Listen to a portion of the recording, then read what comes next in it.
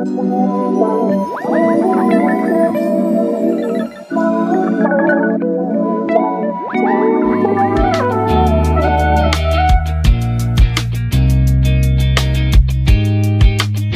saja para penguasa dari Ptolemeus? 160 tahun pertama kerajaan Ptolemeus dianggap sebagai periode tersuksesnya. Meskipun sebagian besar masa pemerintahan Ptolemeus I dihabiskan untuk mengkonsolidasi kerajaan, berperang melawan faksi-faksi saingan, dan memperluas kekaisaran. Pemerintahan penggantinya dikaitkan dengan banyak perubahan besar. Ptolemeus II Philadelphus, putra Ptolemeus I, naik tahta pada tahun 285 sebelum Masehi dan memerintah hingga tahun 246 sebelum Masehi.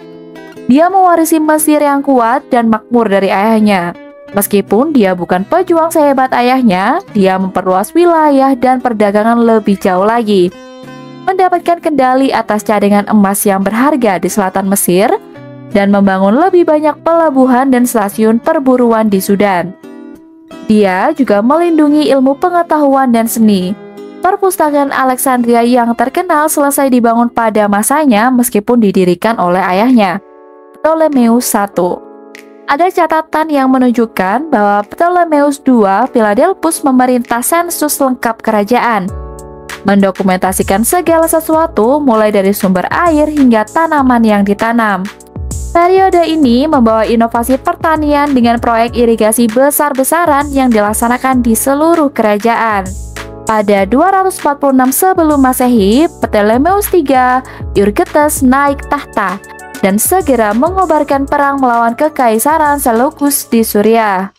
Meskipun penguasa Seleukia mempertahankan tahtanya, Ptolemeus III meraih kemenangan besar dengan menguasai pantai Anatolia dan Yunani.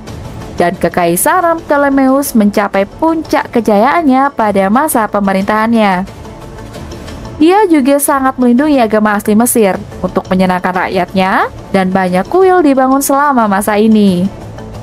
Namun kemunduran kekuasaan Ptolemeus dimulai dengan pemerintahan Ptolemeus keempat, Philopator, pada tahun 221 sebelum Masehi. Dia tidak memiliki otoritas seperti yang ditujukan oleh para pendahulunya, dan kelemahannya memungkinkan penduduk asli Mesir untuk memberontak dan mendapatkan kendali atas lahan yang luas di kerajaan.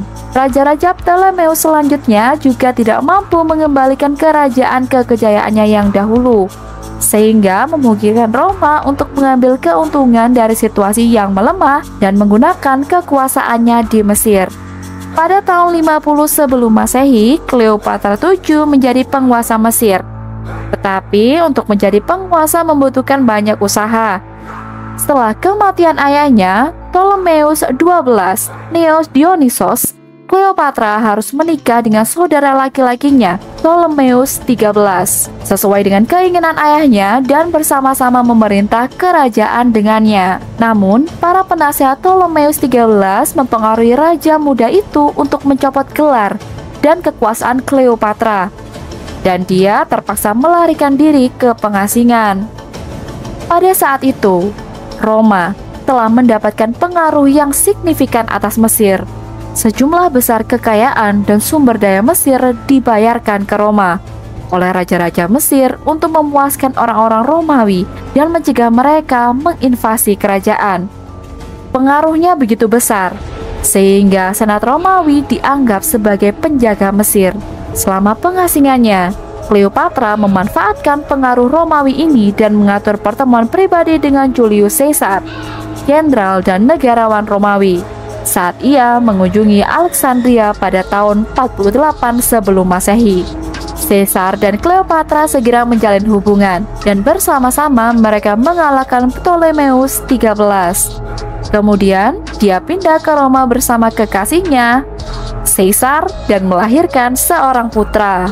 Namun pembunuhan Caesar pada tahun 48 sebelum Masehi sekali lagi mengancam kekuasaannya. Tetapi dia segera menikah dengan Mark Antony yang sekarang memiliki kendali signifikan atas Roma. Bersama-sama mereka memerintah selama beberapa waktu, hingga Octavianus saingan Mark Antony di Roma dan meningkatkan ketidaksetujuan Romawi terhadap persatuan Antony Cleopatra, menyebabkan kekalahan pasukan Antony Cleopatra di Mesir. Mengetahui kekalahan itu sudah pasti, Antony dan Cleopatra melakukan bunuh diri dan meninggal. Hal ini mengakhiri kekuasaan Kekaisaran Ptolemeus di Mesir dan mengantarkan era kekuasaan Romawi. Kerajaan Ptolemeus memberikan pengaruhnya selama hampir 3 abad di Mesir, meninggalkan warisan berupa kekayaan seni dan sastra, sejarah, dan arsitektur.